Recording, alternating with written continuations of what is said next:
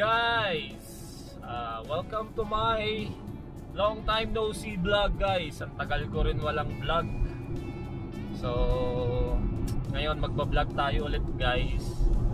Kung nakikita nyo naman ang ganda ng mga tanawin, mga bundok, no? Malapit na tato sa Jasper. So for today's vlog guys, maghahatid ako ng BMW. Itong dinadrive ko ngayon guys. I-deliver ko doon sa nakabili. So mamaya guys, pagpagas ko, ipapakita ko sa inyo tong sasakyan na BMW. Bali 2021 model to guys. Ang ganda. So okay siya, okay naman siya dalhin. Tapos ayun, papakita ko rin sa inyo yung mga ibang view dito papunta sa British Columbia, kasi last time 'di ba yung mga vlog ko medyo maaga ako umalis kasi nga padilim pa, kaya hindi ko na papakita sa inyo yung mga ibang view. So try natin ngayon this time kung mapapakita natin sa inyo.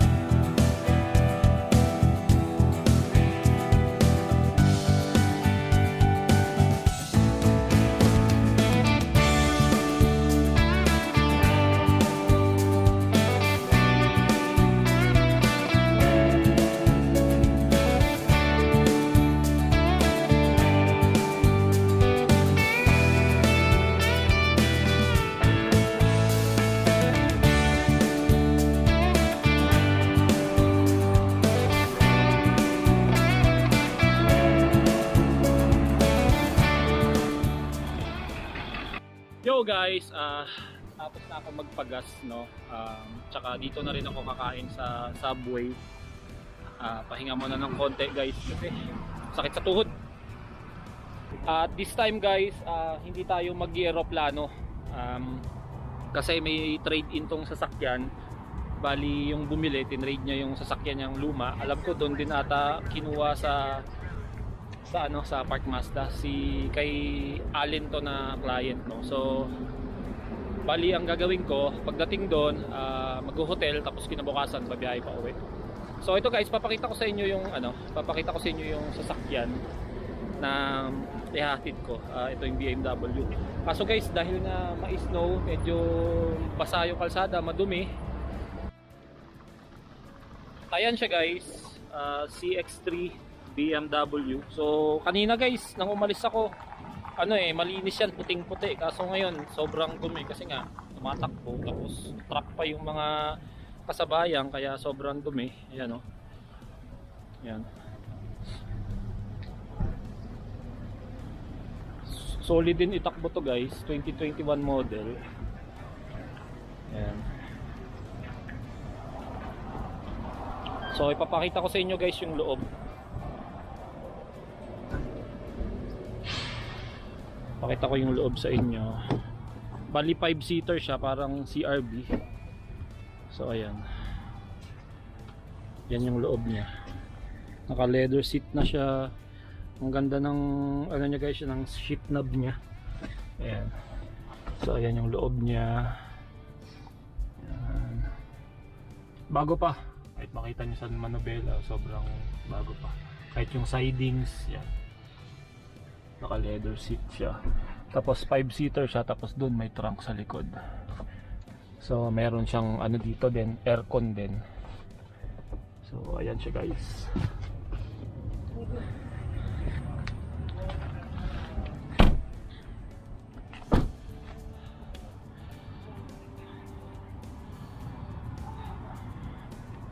So halos kasing laki siya guys ng CX-9 tsaka 90 ng Mazda. So ayun siya. Tapos nga pala guys, naka full tawag dito, full roof ata tawag dito, nakalimutan ko na.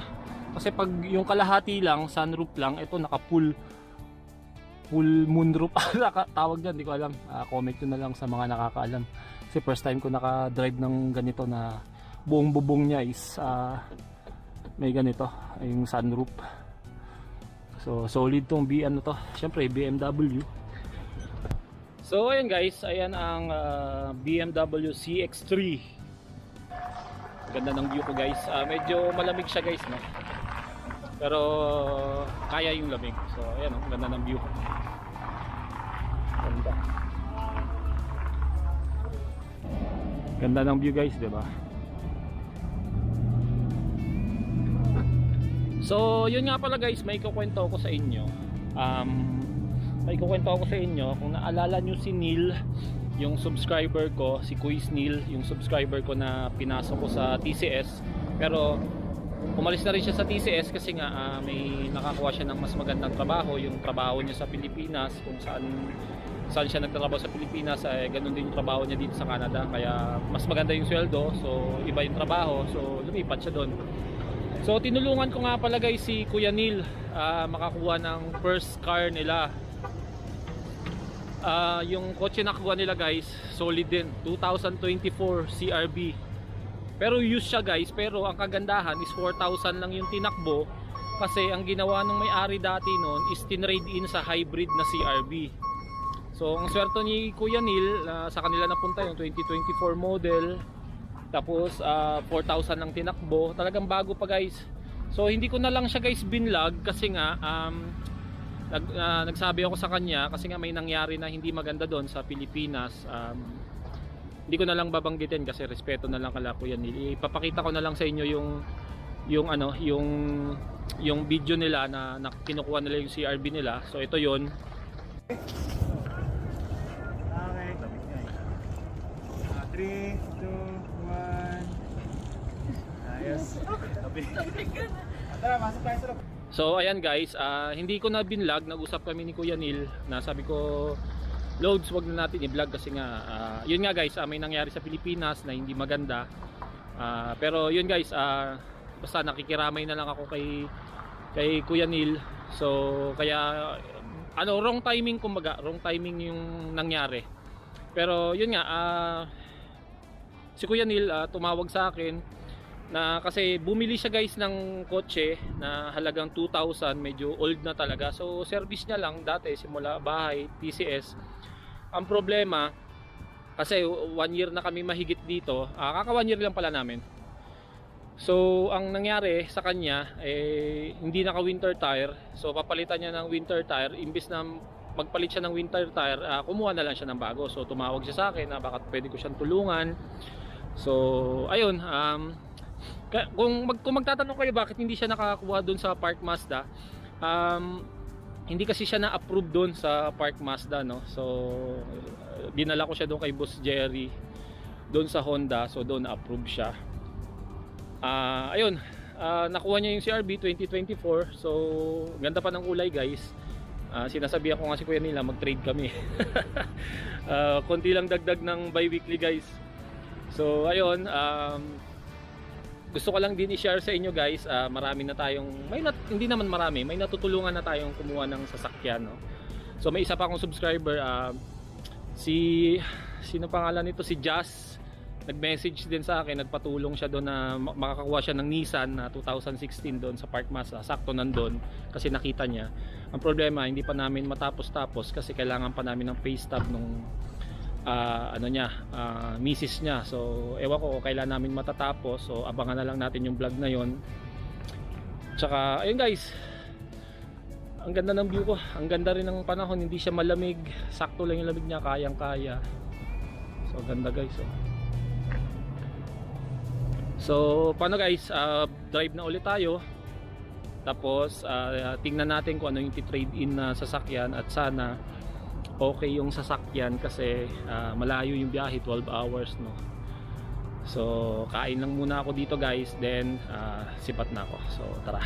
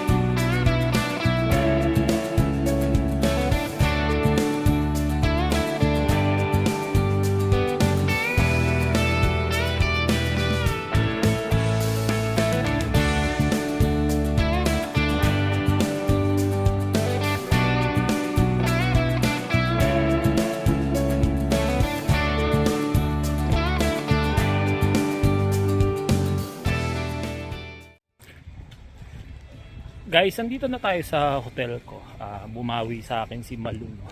Kung naalala nyo dati guys na na stranded ako dun sa St. George. So, ito yung hotel ko ngayon guys. Ayan siya guys, Comfort Inn. Yan. Medyo maayos siya pero hindi naman siya ganun ka ilang floor lang, 3-4 lang siguro. So, ayan guys yung aking hotel for tonight.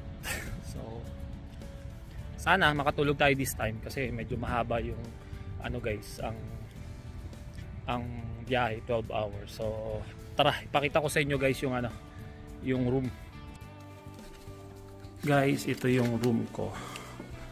Ayan, 316. So ayan.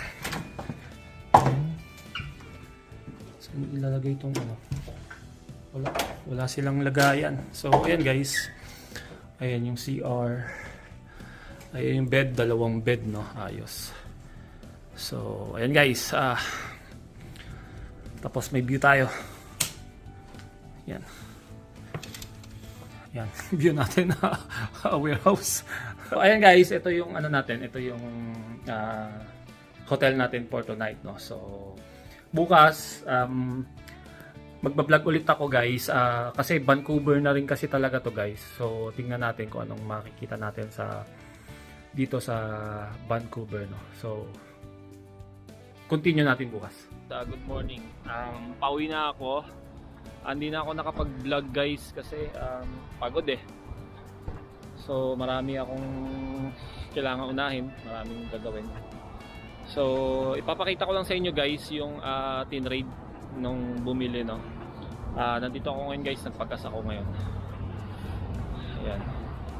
So ito siya guys, papakita ko sa inyo. Ayan, sa likod ko, papagas lang ako. Ayan guys yung tinrade.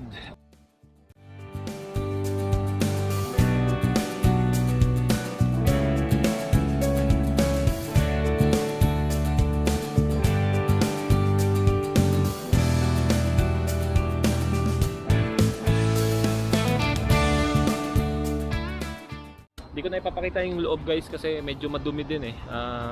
Kasi nga usually pag tinitrade nila hindi na nila nilinis, talagang madumi. Pero siya, 5-seater din, parehas lang din ng BMW. So ayun, gagas lang ako tapos pauwi na tayo guys. Hindi na ako nakapag-vlog ng mga bundok guys kasi same lang din na makikita nyo eh. Yun, kung anong dinaanan ko papunta, yun lang din yung pabalik. Kaya hindi na ako kumukuha ng camera kasi nga mahirap pag nagda-drive, no.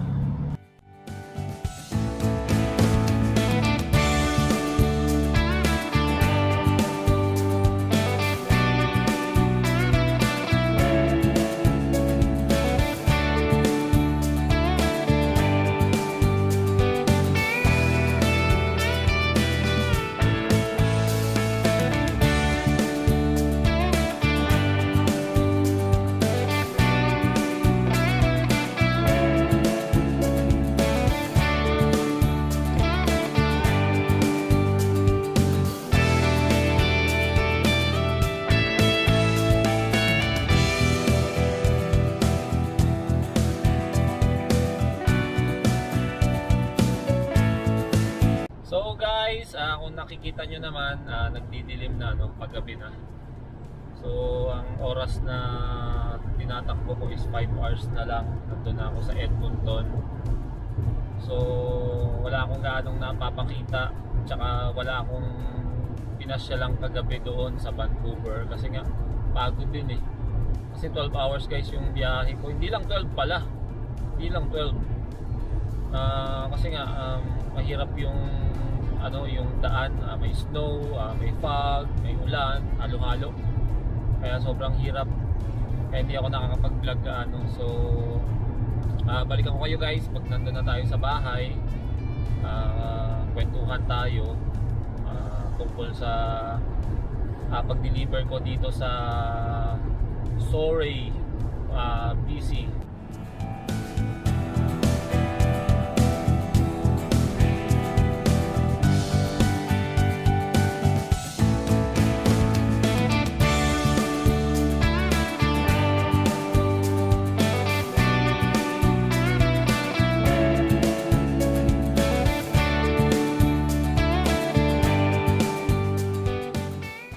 Yo guys, thank you kay Lord, no. Mauwi na ako guys. Sorry hindi na ako nakapag-vlog gaano. Kasi nga kung nakita nyo naman guys yung sitwasyon pag yung may snow, may ulan, may fog, mahirap guys. So hindi ako nakapag-vlog gaano. Pasensya na kayo. So guys, hanggang dito na lang yung vlog ko, no. Dito ko na lang tatapusin muna. Papahinga na rin ako. So sobrang pagod guys, pero ayos lang. So yung mga nagbabalak na magtrabaho ng tulad sa trabaho ko. So yan yung idea kung anong klaseng trabaho ang meron ang lot attendant. So ayun guys, thank you sa panonood nyo. Shout out kay kay Kuya Neil. So nakuha niya na yung CRV niya, no? So sa mga gustong kumuha ng sasakyan or nahihirapan magpa-approve, try nyo akong i-message, baka sakali makatulungan ko kayo, no? So yun guys, hanggang dito na yung vlog ko, no? So thank you sa panonood nyo. See you sa next vlog ko. Bye bye, peace.